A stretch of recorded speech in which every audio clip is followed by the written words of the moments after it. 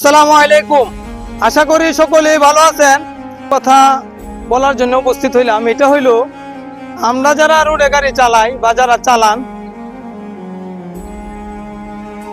তারা কিন্তু আসলে অনেক সময় একটা জিনিস খেয়াল করি না। এটা হইলো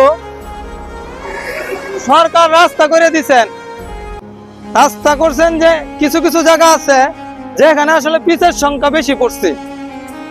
বেশি পড়ার কারণে অতিরিক্ত বৃষ্টি হইলেও রাস্তা পিছলা হয়ে যায়, আবার অতিরিক্ত রৌদ্র হইলে পিচ গইলা যায়।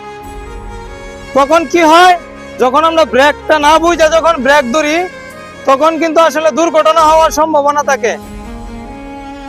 ইনশাল্লাহ আমরা যারা রোডে গাড়ি চালাই বা চালাবো, সকলেই এই জিনিসগুলা ফলো করব, দেখবো,